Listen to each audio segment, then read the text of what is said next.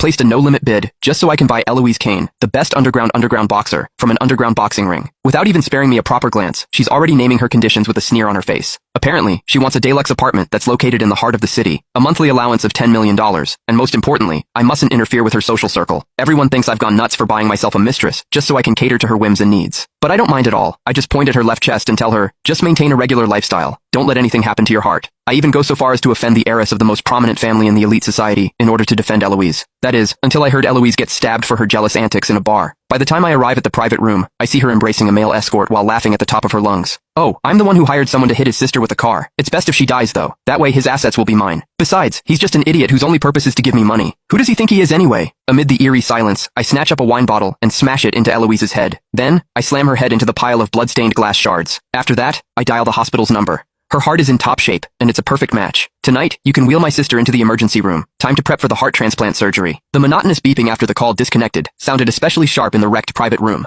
Eloise Kane was pinned beneath me, her face pressed into the ruins of a coffee table, blood from her forehead mixing with the stench of alcohol on the carpet. For the first time, the arrogance vanished from her unruly eyes, replaced by raw disbelief and unmistakable panic. "Drake Becker, have you lost your damn mind? Do you even know what you're saying?" she screamed, thrashing wildly. My bodyguard surged forward, forcing her head back down into the blood-stained shards of glass. Several dull cracking sounds followed as Eloise let out a muffled groan of pain. Micah Campbell, the male escort, shrank into the corner of the couch, ghost white and shaking too badly to manage a coherent plea. I looked down at Eloise from above, using the toe of my leather shoe to tip her chin up. As I stared at the face now twisted by overwhelming fear, my thoughts drifted back to the night I first met her 3 years ago. 3 years earlier, in the most secretive and brutal underground boxing arena in Kensington, Eloise fought inside the octagonal cage like a tireless lioness, throwing a vicious hook that shattered her opponent's nose. Without even catching her breath, she stepped on the fallen fighter's chest and flashed a wild, defiant smirk. When I pressed the red button beside me, the arena erupted. In that world, it meant only one thing. No matter how high anyone else bid, I would raise it without limit until I won ownership of the fighter. In the end, I spent an astronomical $10 million to buy Eloise's contract. When brought before me, she didn't even bother looking at me. She casually wiped the blood from the corner of her mouth and sized me up with unconcealed contempt. "You want to keep me as your little pet?" Eloise asked with a cold laugh. "Fine, but I have conditions.